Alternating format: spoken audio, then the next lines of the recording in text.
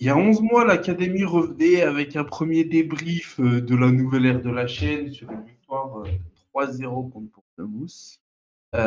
Pratiquement un an plus tard, la tendance s'est complètement inversée puisqu'on revient pour débrief d'une défaite 3-0 contre ce même Bournemouth. Bonjour à tous, bienvenue sur une nouvelle vidéo de l'académie.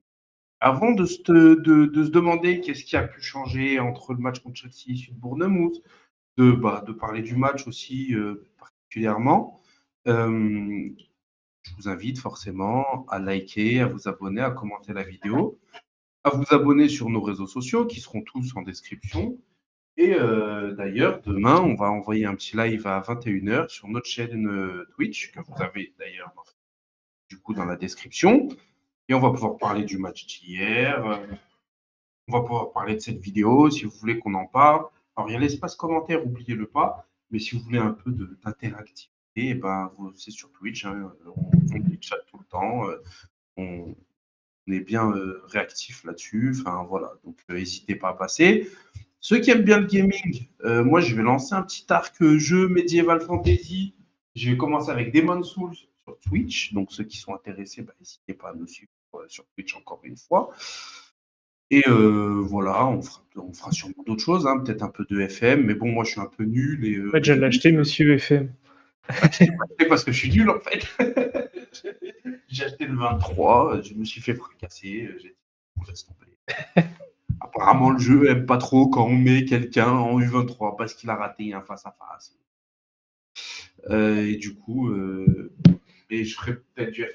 On verra peut-être, hein, mais voilà, en tout cas, là, ça va être PlayStation 5. Du coup, l'idée, c'est de faire Demon's Souls.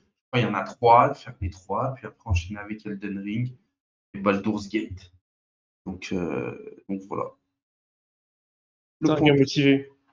Bah, j'aime bien, moi, j'aime bien cet univers. Non, mais Elden Ring, c'est pas le jeu interminable. Non, je crois que c'est Bloodborne qu'on m'a dit qu'il était chiant de ouf.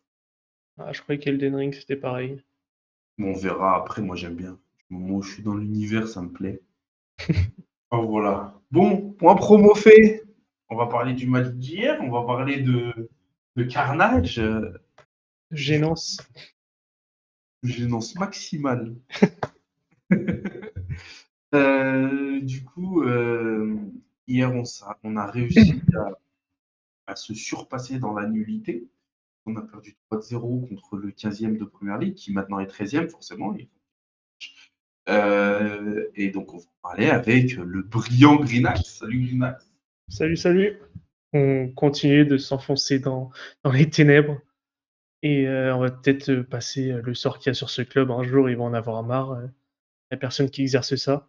Il va peut-être passer à un autre club, je pense. Ah ouais. Mais tu Pas vois, moi, je déçu. parle de se surpasser dans la nullité parce qu'en vrai, je ne m'attendais pas forcément à ça. Je sais à quel point on est nul. Là, on prend 3 contre Bournemouth après avoir fait un match magnifique contre Chelsea. Je m'y attendais pas forcément. Même pour être honnête, même, je pensais qu'on avait passé une sorte de palier depuis quelques semaines ou mois. J'avais l'impression qu'il y avait une cohésion de groupe, qu'il y avait quelque chose qui se construisait très lentement, mais quelque chose qui se construisait. Mais faut croire que non. C'est juste des nullards, quoi. Ben, en vrai, moi, j'avais cette impression aussi. Tu vois, tu sais, tu passes de on gagne dégueulasse, tu as un temps d'arrêt contre Newcastle, mais c'est Newcastle, tu te dis c'est solide, donc pourquoi pas, même si la prestation est immonde. Hein. Mais bon, voilà, pourquoi pas. Mm. Après, tu gagnes contre Chelsea, qui est une grosse équipe, même s'ils sont en crise, qui est quand même une grosse équipe, donc ça fait toujours plaisir de débattre. Donc tu dis qu'il y a une certaine continuité dans le truc. Et en fait, après, tu as ce coup d'arrêt de malade mental, en fait, parce que en prendre 3 contre une équipe comme Bournemouth, ça fait vraiment mal. Moi, vraiment, Mm. malgré tout, tu vois, j'étais prêt à perdre, tu vois, mais tu perds 1-0, 2-0, 2-1, tu vois, ou Ouais, c'est un truc les matchs un qui est peu dégueulasse, quoi. oui, voilà, les matchs un peu frustrants où on essaie d'être solide, donc on se crée pas trop d'occasions, machin. Et là, vraiment, alors déjà, on est cueilli à froid à la 4e minute par Blanquet, encore un ancien crack qui marque contre nous, on aime bien ça. Euh, et puis après, derrière, l'équipe, enfin voilà, je sais pas ce que tu en as pensé, toi, du match. Mais... Bah, une catastrophe. Après, pour être honnête, 1re mi-temps, quoi, je l'ai pas vu. On regarde les résumés, je pense qu'il une minute de résumé, ça résume bien la première mi-temps. Ce qui est encore plus frustrant, on parlait là, qu'on a l'impression qu'il y avait quelque chose, une bonne dynamique, c'est qu'il y avait des événements qui te donnent confiance. Par exemple, Garnacho, il met son but de l'année, il donne une bonne continuité, il fait de bonnes performances. Tu as le retour de Shaw, tu as Maino qui est revenu, qui commence à gratter des minutes. Enfin, il n'y avait que des facteurs positifs qui te remettaient un peu dedans. Voilà. Mais non. Voilà. Pensez que, mais non. Mais non. Match catastrophique. Je sais même pas s'il y a un bon truc à garder du match parce que il y en a qui vont dire Maguire, mais Maguire sur le but refusé, c'est une catastrophe. Hein. Je sais Ouais, pas si- après, il fait quand même un bon match, mais bon, enfin voilà, t'es défenseur. Oui, mais bon. Enfin, en vrai, heureusement qu'il y a un ou deux mecs qui ont fait un match pas immonde, tu vois. Je veux dire, c'est quand même un minimum. Pas non plus quelque chose sur lequel on va capitaliser de dingue. Enfin, ça fait plaisir Oui. d'avoir un défenseur correct, mais voilà quoi. C'est vraiment pas ça qui va nous sortir de la merde. Hein. C'est pas McTominay qui va marquer notre serial buteur, qui va nous sauver une fois de plus. Et ça, en plus, c'est une dinguerie parce que, en vrai, enfin, je sais pas si c'est sur l'ensemble du match ou si tu l'as vu aussi en deuxième mi-temps, mais il est nul dans le jeu. Mais il a toujours été nul dans le jeu. Non, mais oui, mais je veux dire, hier, après, en général, on Oui. le sait, il est nul de fou dans le jeu. Et du coup, moi, je comprends pas pourquoi il reste titulaire, tu vois. Après, bon, là, en ce moment, il n'y a que Maïnou disponible, apparemment, mais quand même, bah, il y a Maïnou disponible déjà de base, Oui, c'est déjà. autre chose. Et puis, enfin, ça veut dire que la logique de Ten Hag, c'est il marque, alors il peut jouer, tu vois. Ça veut dire que on va capitaliser sur le fait que notre milieu peut marquer, mais il va pas marquer 30 buts de saison. À quoi ça sert, tu vois? Et déjà, je vous ai dire que je le déteste, et c'est le cas. Donc on va dédramatiser la situation, je le déteste. Mais il a une logique de merde. Et Evans, il fait une passe D en début de saison, il allait être Tu titulaire pour les détestes 3 qui? prochains matchs. Que ce Bah, soit notre clair. entraîneur. Voilà, oui. Non, mais voilà, Oui, que ce soit clair, parce que je croyais que tu parlais de McTominay. Donc moi, comme j'ai oui, le je lore, le je sais déteste que tu aussi. parles de Ten Hag, mais bon, Bref, après, on je n'aime pas déteste tout le monde dans forcément cette tous équipe. McTominay. Oui, voilà, c'est ça. Mais il y a des logiques juste bêtes. En fait, tu as l'impression que c'est un gars qui n'a pas d'autorité et qu'il veut asseoir son autorité sur le fait qu'il fait des choix forts, mais des choix de merde. Tu Varane disponible, il préfère mettre Shaw dans l'axe juste parce qu'il boude à Varane, parce qu'ils se sont embrouillés. Nous, on s'en fout, on fait de la performance. T'as des joueurs de merde type Martial, il va continuer à les mettre titulaires parce qu'il a marqué contre Everton il y a 3 matchs. Est-ce que tu sais pourquoi ton raisonnement me laisse dubitatif ou pas? Dis-moi. Quand tu parles de Varane qui devrait jouer plus que Shaw. Non, je dis juste que Shaw doit être aligné à gauche parce qu'il est très bon quand il est à gauche, il Mhm. fait des bons trucs et on met Varane qui est meilleur, enfin qui aurait des bonnes performances. Pourquoi? Tu oublies ce que tu as dit en début d'année, en fait. Moi, je dis que je le vends Varane On pas pour ses oublie que tu as lancé un performances. agenda, en fait. Moi, Varane, je le vends, mais c'est le moins pire à aligner ce soir, enfin Oui, hier non, mais soir. je suis d'accord. Non, mais oui, oui, non, mais Et je Varane, vois je bien le vends ton. l'été dernier et je l'ai clamé, je le clame encore.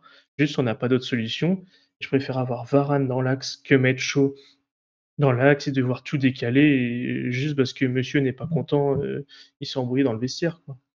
Mais en plus, le truc, c'est que pour moi, je l'analyse un peu de cette façon. Après, on n'est pas dans la tête du coach. Hein. Vous allez sûrement me contredire dans les commentaires. N'hésitez pas, ça nous fait du référencement. Mais du coup, sa logique, ça a l'air d'être si je mets chaud dans l'axe, je n'ai plus besoin de sortir Dallo qui a été titulaire pendant un certain temps parce que Shaw était blessé. Je n'ai plus besoin de le sortir du 11. Et j'ai l'impression que c'était la même logique avec Varane qui était blessé. Et donc, il n'a pas eu besoin de sortir un titulaire pour mettre Varane. C'est-à-dire qu'en fait, j'ai l'impression qu'il cherche des opportunités pour foutre les mecs sur le banc. Il a pu faire un choix fort avec Rashford la saison dernière. Mais moi, j'ai vraiment l'impression qu'il veut faire ses choix. Mais en fait, il a pas le courage de le faire, son choix, tu vois. Genre, Varane, peut-être qu'il en avait marre de lui, et du coup, il a essayé de relancer Maguire, mais il a profité du fait que Varane soit blessé. Et après, comme ça, hop, ça passe comme une lettre à la poste. Mm. J'ai pas besoin d'aller voir Varane et lui dire à partir de maintenant, mon gars, tu vas être sur le banc parce que tu me donnes pas satisfaction. Euh, il veut pas le faire avec Dalot aussi, j'ai l'impression, tu vois. C'est de la, enfin voilà, c'est de l'interprétation au max, tu vois. Mais n'empêche que moi, j'ai cette impression-là qu'on a un coach qui a beaucoup de mal à faire des choix forts. Ah C'est-à-dire oui. que McTominay vient, marque de but, ok, très bien, pourquoi pas de souci. Mais pourquoi tu veux pas le remettre sur le banc en fait? Enfin, Oui. tu peux, t'es pas interdit en tant que coach de dire merci pour tout, mais tu es moins bon en tant que joueur de football ou dans ton profil que les mecs que j'ai à ma disposition. Mm. Je suis d'accord Tu avec vois, toi. enfin, alors je suis un peu content quelque part que quand tu partes, que tu sois blessé, que tu sois absent, que tu sois ce que tu veux, tu aies peur pour ta place. Et si c'est ce qu'il essaie d'instaurer, ça ne me dérange pas sur le principe. Mais le problème, c'est que derrière, tu mets des joueurs nuls. Donc, Oui, si c'est on, ça si qui on me suit ça, gêne. le pire, c'est que si on suit sa logique, euh, avant que Varane soit blessé, euh, non, avant qu'il soit blessé, Evans était titulaire. Oui, Alors si c'était un si bon joueur que ça, pourquoi il n'a pas récupéré sa place? ça. Il l'avait mis remplaçant, tu vois. Il l'avait mis titulaire. Mm. Mais il avait profité des blessures. Après, Varane est revenu. Et il a dit, bah non, je ne vais pas bouger Evans. Et là, du coup, Evans revient. Et s'il a été assez bon pour virer Varane du poste de titulaire, pourquoi il ne revient pas, du coup? Si on pense que c'est un défenseur de fou. Et Enfin, même voilà. ça.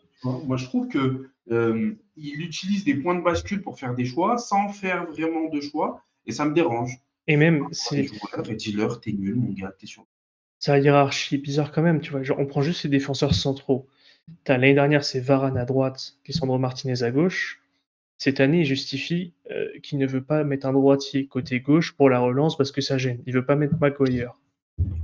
Donc, il met Maguire devant Varane à la hiérarchie dans les défenseurs centraux à droite.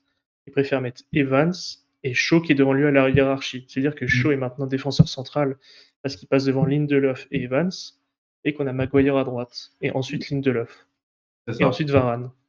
C'est ça. Surtout qu'en plus, en changeant les joueurs de poste, comme il le fait avec Shaw, défenseur central, il les perd. Il a Hmm. perdu Amrabat en le foutant arrière gauche. Il a perdu Rashford en le mettant à droite, puis après en neuf. Puis après, quand il est revenu à gauche, bah, c'était plus le Rashford qu'il avait. Il a perdu Bruno en le mettant à droite. Il recommence à peine à ressortir la tête de l'eau. Et en fait, depuis le début, il fait ça. Alors que là, je suis désolé, mais il a les joueurs à sa disposition. Enfin, personne va lui en vouloir de mettre Varane en titulaire, quoi. Même si tu veux le vendre, même si tu n'en veux plus, tu peux le mettre titulaire parce qu'il ne voulait plus de Maguire, il l'a quand même mis.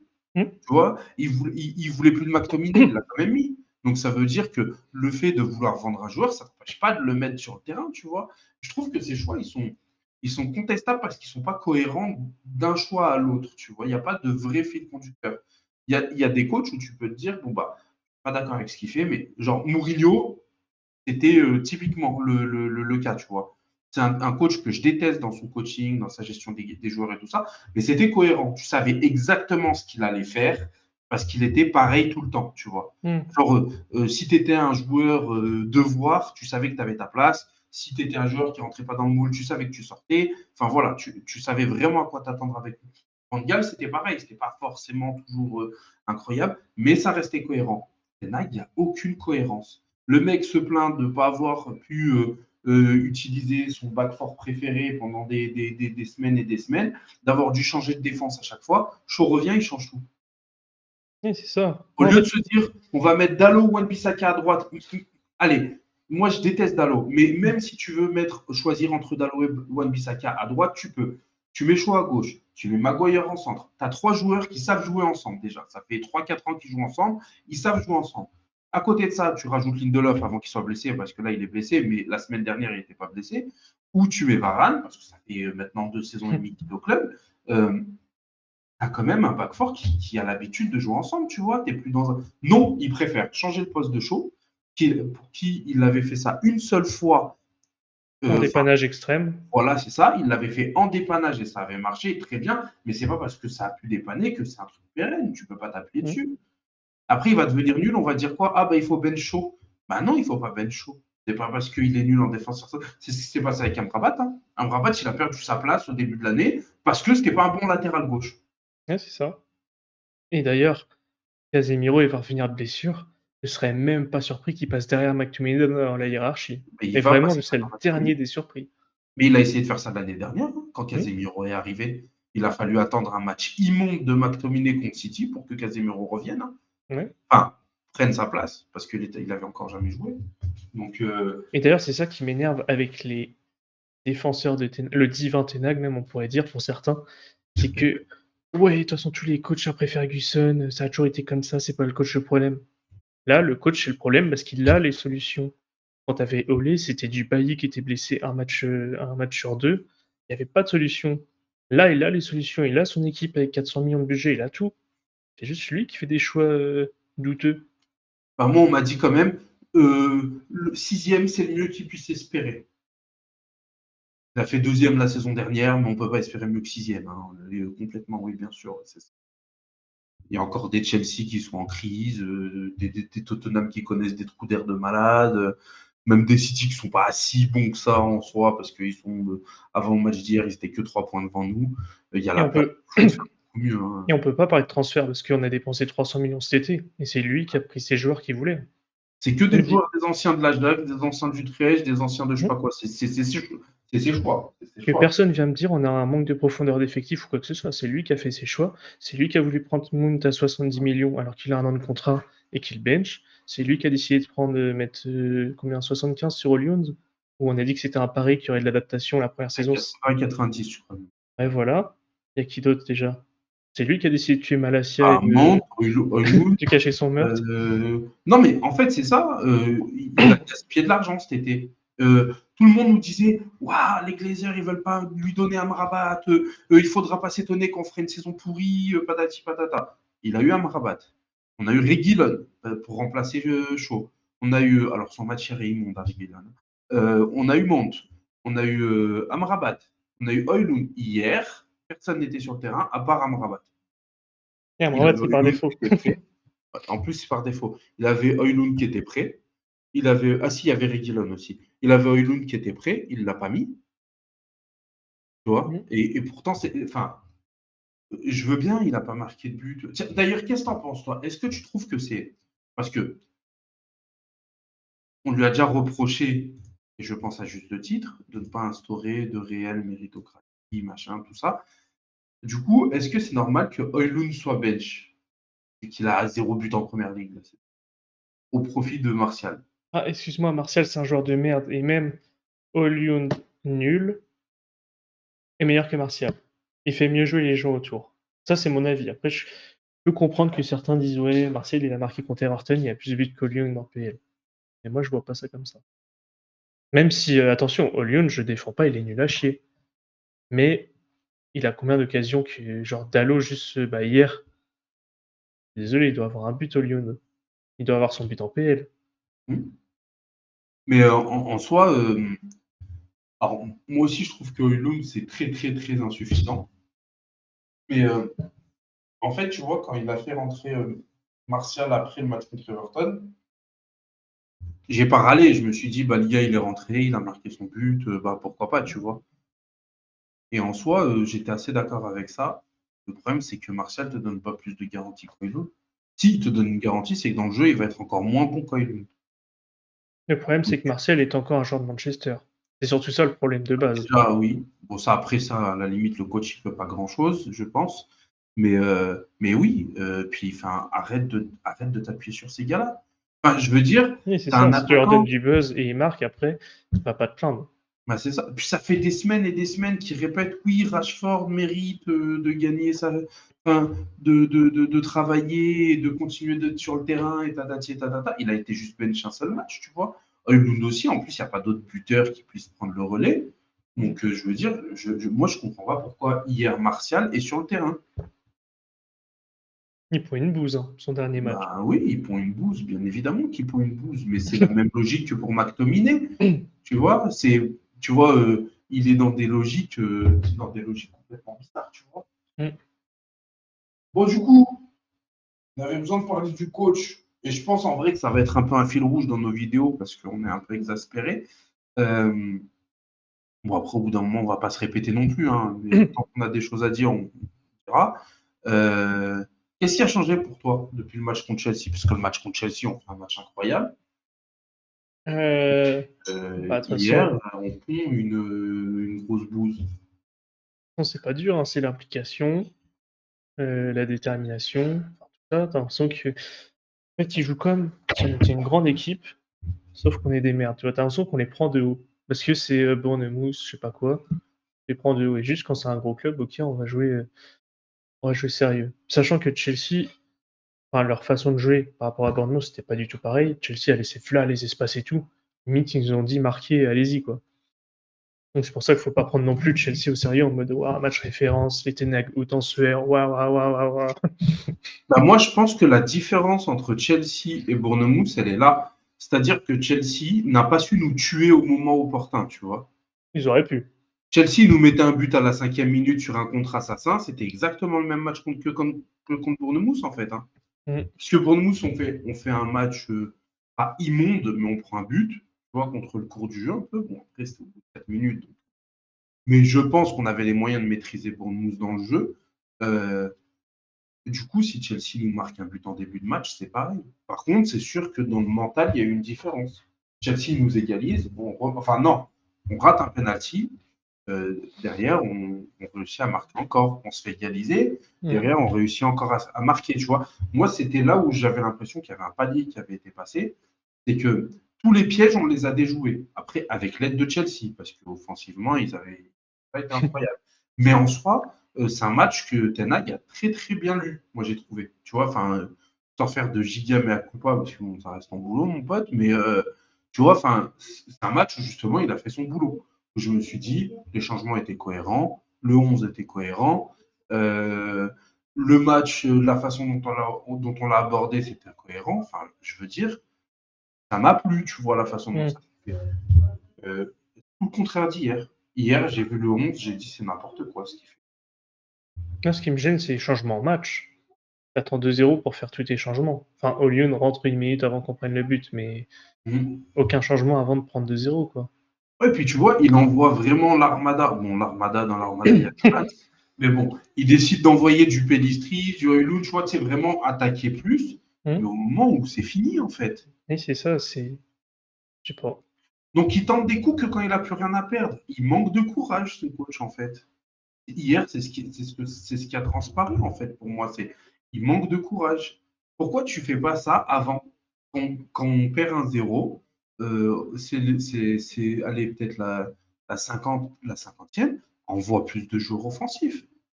Tu vois? Et encore, enfin, la logique de on attaque mieux parce qu'on est nombreux, elle n'est pas forcément vraie. Mais dans l'idée, tu vois, enfin, je sais pas, il y a quelque chose. Hier, il a juste attendu que ça finisse par passer, mais il faut peut-être que tu identifies pourquoi ça passe pas. Parce que même si on avait le contrôle du ballon, ça restait quand même assez stérile. Enfin, je veux dire, c'était pas, on ne s'est pas créé des occasions de malade mentale, tu vois, pour une équipe qui avait le ballon parce que Bournemouth ne le voulait pas, tu vois, qui était Mm. compact derrière. Donc, si on n'arrive pas à se créer des occasions avec un bloc aussi bas, c'est peut-être qu'il faut changer des joueurs, c'est peut-être qu'il faut changer le système. Enfin, tu ne peux pas juste attendre que, comme par hasard, quelqu'un finisse par mettre un but de loin. Mm. Et après, je pense qu'il faut pas avoir fait Sciences Po pour comprendre que jouer contre un bloc bas avec Amrabat et McTominay, tu vas rien construire. Déjà, déjà. Donc après, et le pire, c'est que j'accepterais l'argument de Mainou est jeune et on n'a pas d'autre milieu. Il faisait pas ça toute la saison en fait. Si on s'était Mm. pas cogné McTominay avec des autres milieux catastrophiques. Et en vrai, Eriksen, il existe encore ou pas? Tiens, il est blessé. Il a quoi? Je crois que c'est avec le Danemark qui s'est blessé. Ah, j'avais complètement oublié ce mec. Non, non, il est blessé, Eriksen. Je vais vérifier, mais Oh, comment je l'ai oublié? J'avais oublié qu'il était dans notre club tellement. Ah, il faut plus que les infos des blessures fuitent. Attention, attention. bon, une fois qu'il est blessé, Parce que même, juste, ok, il a ses limites, Eriksen, mais tu le mets. Tu aurais plus de cohérence hier dans le ouais, match et dans un tout. match comme hier, en vrai, ça. Blessure au genou, Eriksen. Ouais, bon, on le revoit pas, quoi. Ouais. Mais tu vois, nous, on parle de blessures chez nous. Là, j'ai le truc d'hier. Scott, là, ton Mon crack, petit chéri, il est toujours parvenu. ils avaient Fredericks qui était blessé, ils avaient Adams qui était blessé, ils avaient Aarons qui était blessé, tu vois. Et Tyler Adams. Ouais. Il est fort, lui. Hein. Ah ouais. Mais attends, c'est celui qui était à Leeds, là, c'est ça, hein? Oui. Oh ouais, je l'aime bien ce joueur, tu vois. L'Américain, il était fort à la Coupe du Monde, lui, je crois. Même Fredericks, je sais pas ce qu'il devient, j'ai pas trop suivi, mais quand il était à Fulham, il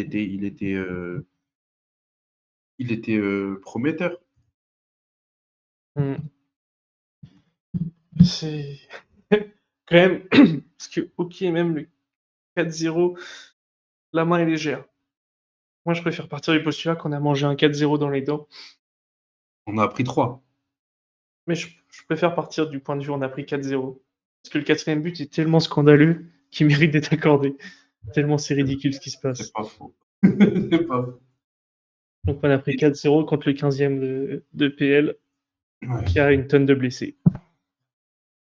Ouais, du coup, vite fait avant de couper, la semaine qui arrive, là, tu la sens comment? On rappelle que c'est Bayern-Liverpool. Hein.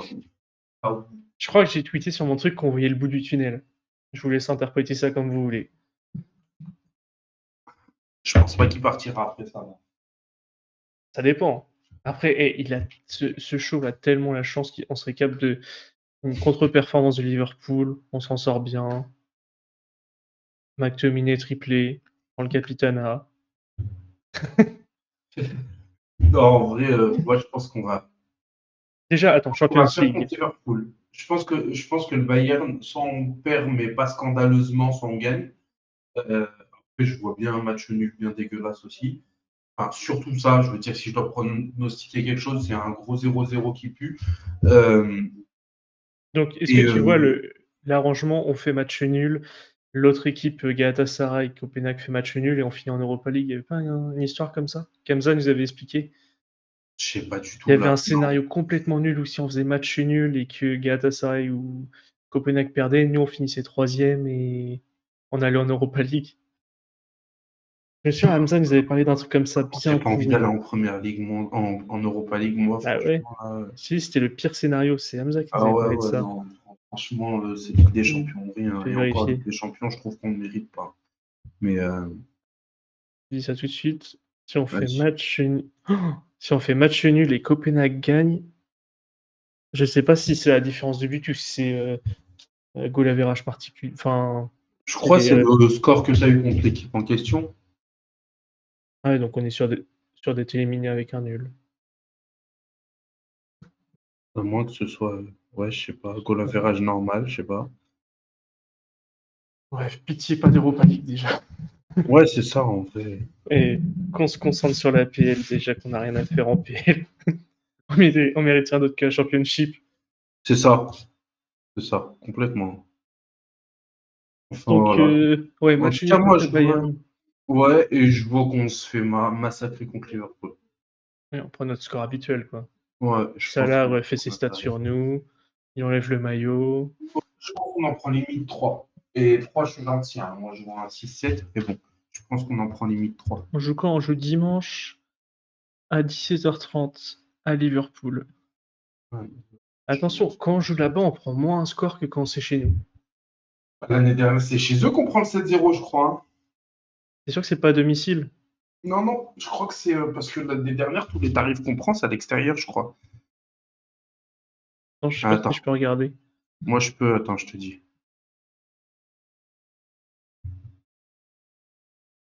Alors,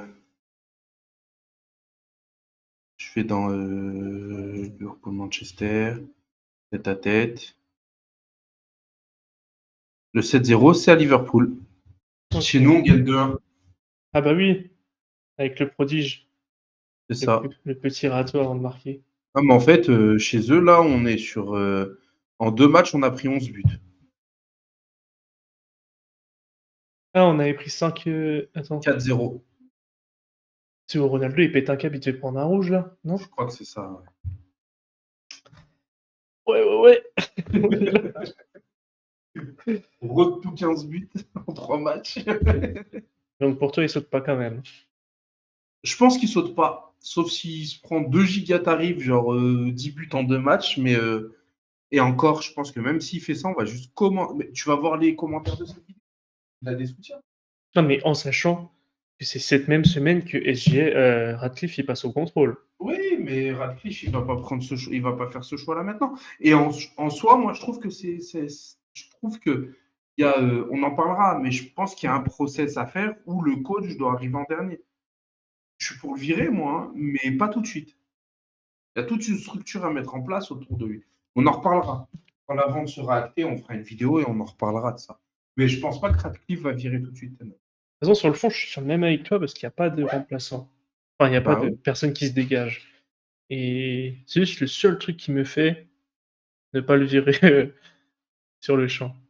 S'il y a un seul potentiel entraîneur qui aurait un sens, quelque chose à construire, on y va droit, tout droit. Mm. Voilà. Enfin, voilà. En tout cas, bah, ça nous fait une belle vidéo. On a fait le tour, 30 minutes, 31 minutes. Du coup, on se retrouve sûrement mardi soir. Ah bah non, demain, pour ceux qui seront là Oui. pour le live sur Twitch. Euh, on se retrouve donc demain sur Twitch et bientôt sur YouTube. À bientôt. Ciao. Salut.